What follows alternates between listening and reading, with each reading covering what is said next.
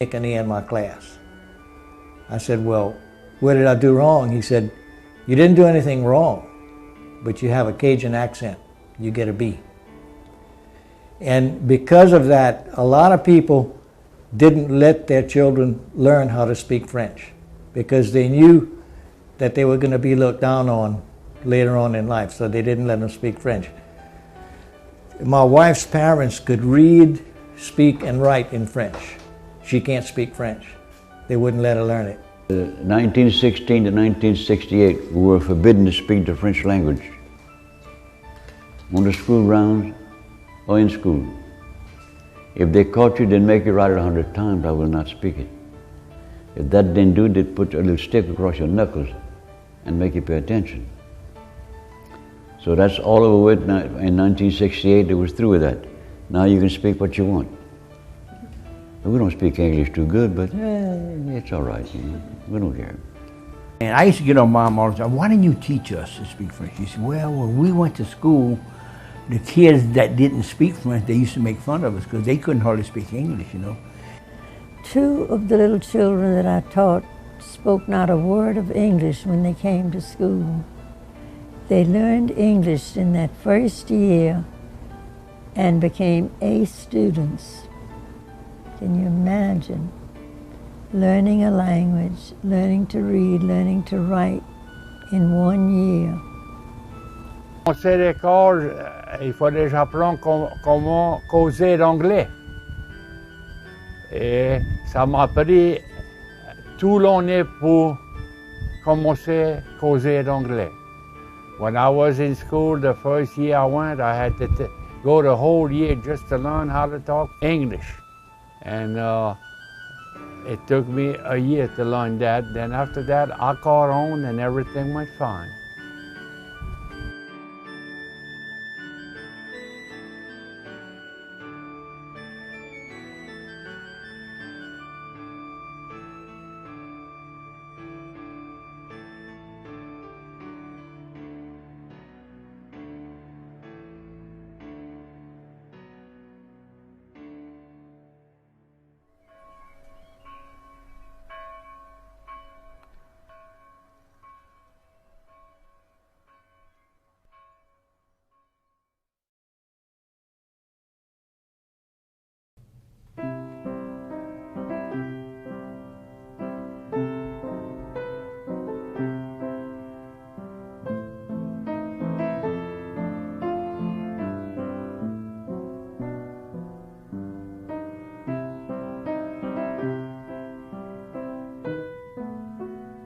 The second thing that came along was the discovery of oil in Louisiana, just east of here out in the prairies where the first oil well was drilled, because that also brought in a lot of Americans into the oil industry who began to settle in this area. It offered a way for Cajuns to make a lot of money real fast working in the oil field, so there was a great economic benefit, but many of the Cajuns left the farms, left their traditional lifestyles, and they went to work for oil companies. They had to learn how to speak English, they had to adapt to the new 20th century lifestyle, and that radically changed the whole culture as well. Now, of course, for Morgan City, as we see the offshore, that was a new industry because it wasn't done anywhere else in the world. So you were taking a lot of land-based guys and now trying to teach everybody the offshore way of doing things. So the early days of the offshore, there's a lot of people from South Louisiana, mainly Morgan City at the time, that got involved in changing from the fishing industry, the trapping, and of course coming out of Franklin and the agricultural side, coming from farming, to change into the new oil and gas industry. And it's been continuing that way since '47. And especially the fishing industry. It's a very closely tied industry where you see families that are involved in both the fishing and the oil and gas industry on the marine side. I had a job that I could trap and work. I was loading up oil barges at the Bi-Sally Bridge, and my company would, like, they'd give me 3 or 4 weeks off to set my traps out and run them and everything else, and then that's how I made my living for 30 years. And I was working offshore on the boats. But when I come home on my days off, I still had to go back to fishing to buy groceries. And I worked about 11 months, I guess, and I took a leave of absence on the boat, and the people over there didn't want me to leave, but I told them I was going back fishing. And I went fishing and just kept on and off. In the wintertime, I'd go in the oil field, and in the summertime, when shrimping started, we started crabbing first. We built this house with crab money. So with that, when you look at those early days, a lot of the workers for here in the industry were from here. You had a handful coming in to get it started that had, coming in from Oklahoma, Texas, and bringing their expertise. But it was very quickly picked up on by the locals. And now when you look at the early days of the offshore oil and gas, when you went international, you had somebody from Louisiana on every international location. And I think especially on the marine side, on the boats, many of the boats run in the North Sea and off of Africa were all done with Louisiana crews and still are today. Your largest boat company in the world has been Tidewater, which is home-based Morgan City. That's where it was started and still has a major operation, and those boats go international. So you have a Cajun culture around the world today because of the offshore oil and gas industry.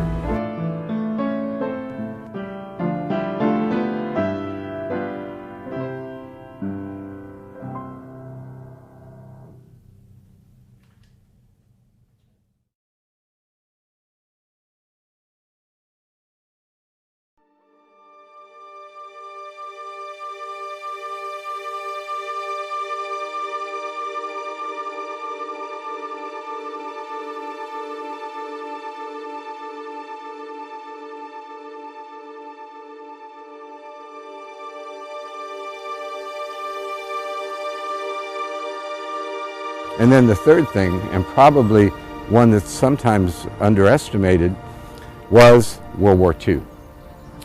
In World War II, many Acadians, many Cajuns who had never been outside Louisiana were drafted into the war. They went off to Europe, they went off to North Africa, and they discovered that the world was really a big place. It had a funny influence because when they came back changed. They had seen things that their families and other people had never seen. They had discovered things, but they also discovered one very important thing.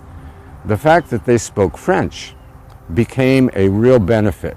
Pat Meir has made a film called Mon Cher Camarade, which is a documentary about the veterans in World War II and how they were recruited by the U.S. military to serve as interpreters because they spoke French. And suddenly this language that had been denigrated and put down for so long was very valuable. They could be in France, they could be in North Africa where French was spoken, and they were called upon to serve as interpreters. So when they came back, they had a whole, in the late 40s and early 50s, they had a whole different mentality and a whole different change to what their language and what their culture meant. They had experienced things outside, but there was still that strong belief that their culture was valuable, and it would take another 10 or 20 years until this really took root, and we created what was called La Renaissance, the rebirth of Cajun French and culture.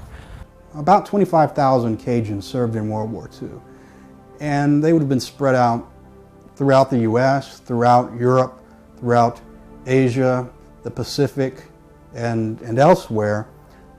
So you had more Cajuns spread out around the world than you had Acadians spread out during the expulsion that began in 1755.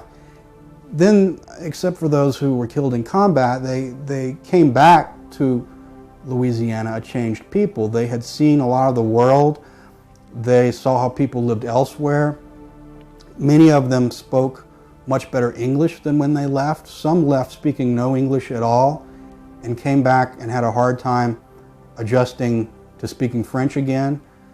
They also felt for the first time that they were real Americans. I hear from a lot of older Cajuns that when they were young, they thought of themselves as Le Français and everybody else as Les Américains. Now they thought of themselves as Americans too. And they were very proud of their wartime service.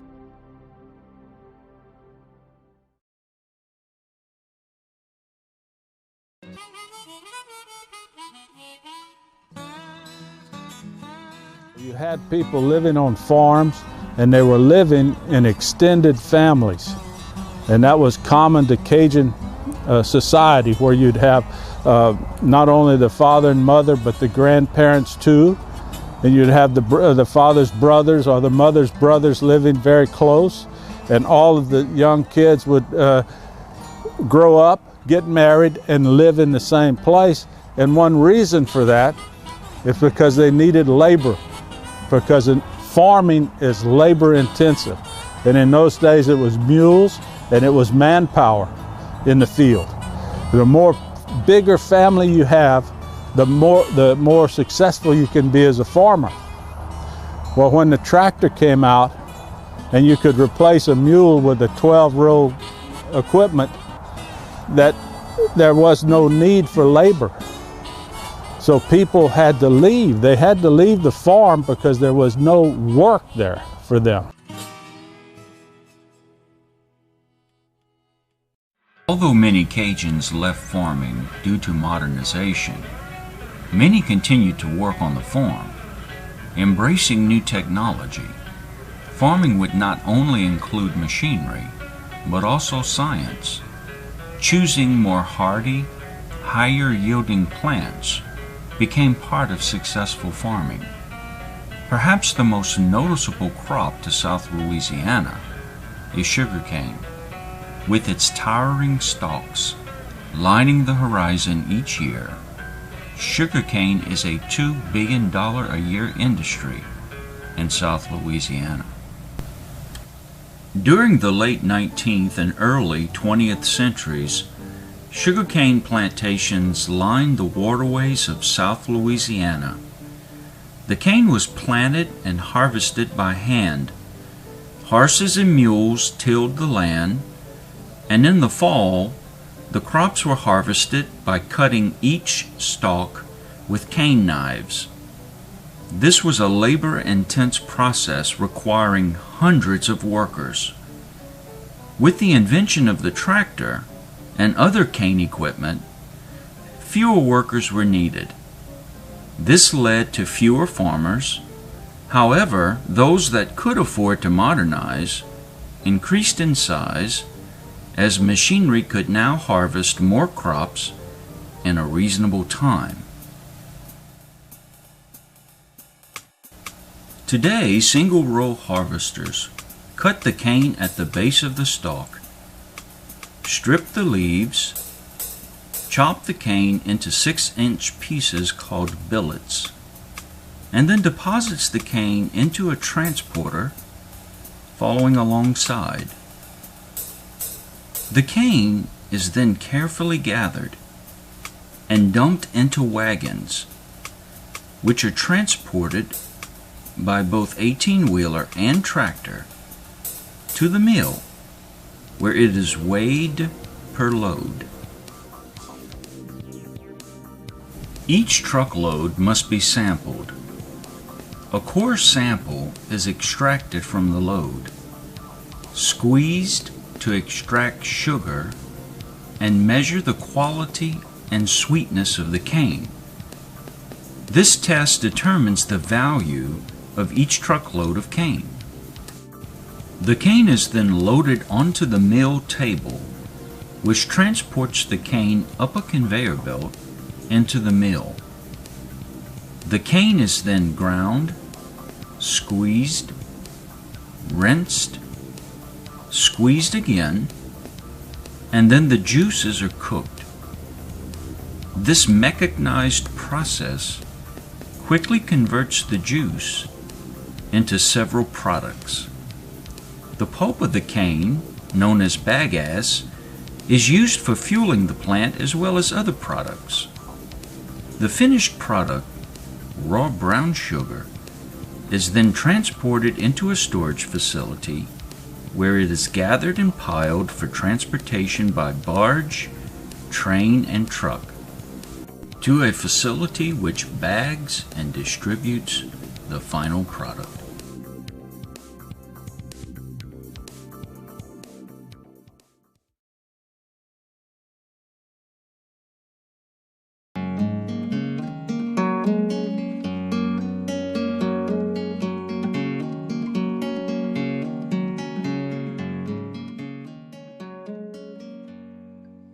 My dad was a trapper, and the earliest I can remember about trapping was when I was 5 years old.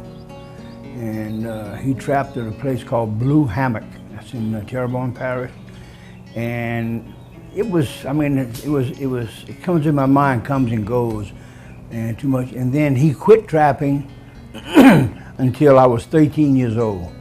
And then he went, because he was a shrimper, and then he went back, and when I was 13, and he trapped one more year, and then that's when I really got into the trapping part, because my dad would show me, my mother would show me, and how to trap, how to set your trap, what to do after you caught the animals. And well, when I was young, about maybe 9 or 10, well, I used to trap with my daddy and my uncle, and we just go down the bar and look for trails for nutras, otters, and minks.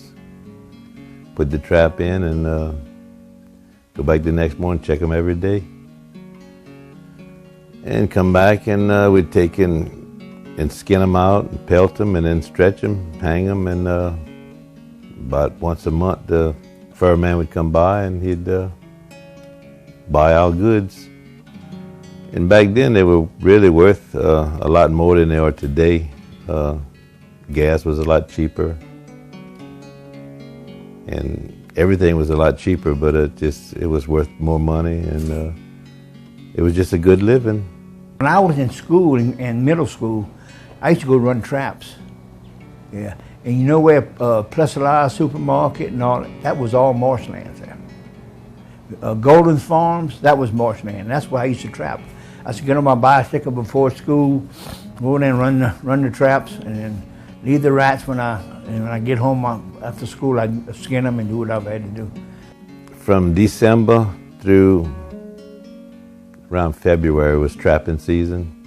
We'd trap and do a little fishing on the side, and also in February after that we'd start like fishing catfish, and we'd crab a little later around in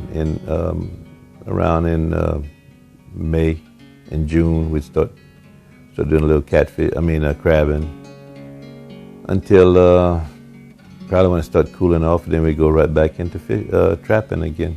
Now, we made more money in 1 month fishing alligators than we did the whole year of trapping. I mean, 3 months of trapping. And when I say years, I'm talking about like seasons, because, you know, when I was in Alaska, I tell guys, well, I crab for so many years and crawfish for so many years and trap for so many. He said, man, how old are you, 100 years old? But it was seasons, you know, that I didn't specifically say that that's how it was, you know. So then my brother-in-law called me and asked me if I'd like to go take care of the land. I said, sure. So anyway, we moved down there. And my wife was a girl from Oklahoma who had never done anything like that. And we moved in a house that was over 100 years old. When you get a north wind blowing, you couldn't sleep because the windows rattled so much. And then you'd open a cabinet door under the sink, and it'd be snake skins and everything else in there. But she stuck with me. We more or less made a living on wild game, which is almost an impossibility nowadays, because there's so many laws to where you can't just go and kill something when you need it to eat it. We lived off the land. We ate and what I caught or killed. You know, deer meat, rabbits, duck, squirrel, fish, and all that kind of stuff. And then my neighbors were farmers, so I would give them fish, then they would bring us vegetables. I'd get up in the morning, it'd be tomatoes on the porch of corn or whatever, you know, and then we'd just kind of barter things, you know. And I mean, I would just bring them the fish, and I wasn't expecting anything back. And then they would be on the porch, and then, And then she would go into town and like ground meat and all that kind of stuff. We had 6 kids. We was living off the land. And then she would go to the supermarket and buy this, two-day-old ground meat. And then that's what we ate. In fact, on that By Sally Road, I would be the only one that's living right now. They all died, all the trappers, you know. Now, there was one that died. He was about, 2 years younger than I am. He died about 6, 7 years ago with lung cancer. And then the older ones, like Mr. Nels Peterson and Dantes and the Brunets and all that, they've been gone. Terrios, they've been gone a long time. And but I mean, the good Lord had them die at the right time, because that's how they made their living, and it would have killed them that they couldn't do it, you know. So. Mostly is the ability to go out and make a living off the land, which we lost that, and we enjoyed that. It was something that was really a great meaning for us, because it was an enjoyable life. And now that's gone, and I don't think it's ever going to come back. But the fact that the generation of children are getting away from that too, we can't bring any of that back. And it was a closer knit family than what it is now.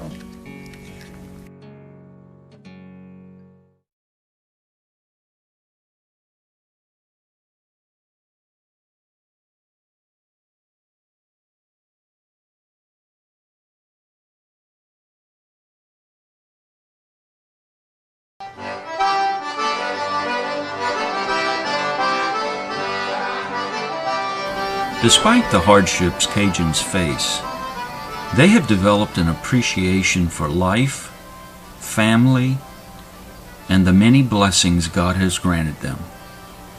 As a token of their appreciation, a series of festivals occur every year throughout Louisiana. To name a few, the Shrimp and Petroleum Festival in Morgan City hosts special galas with the famous Blessing of the Fleet, where shrimp boats pass by a Catholic priest and receive a blessing for a good shrimp season. During the 1960s, petroleum was added to the festival, and it's not uncommon to see workboats passing for the blessing as well. The highlight of the festival is the toasting of the King and Queen, which occurs in the middle of the Atchafalaya River, when the King's boat meets the Queen's and the toast occurs.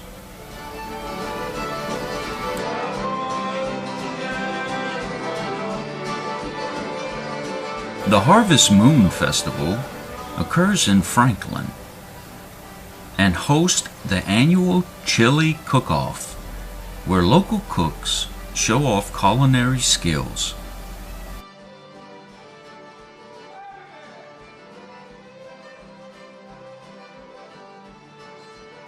Lutcher hosts the annual Festival of Bonfires, where families build pyramids of logs that burn on Christmas Eve to help Santa find his way. But of course, the oldest and most famous festival is Mardi Gras. Cajuns celebrate Mardi Gras in many different ways, but the Cour de Mardi Gras, or Fat Tuesday Run, is one of the oldest festivals in Louisiana. In Jennings, a local group of gentlemen discuss the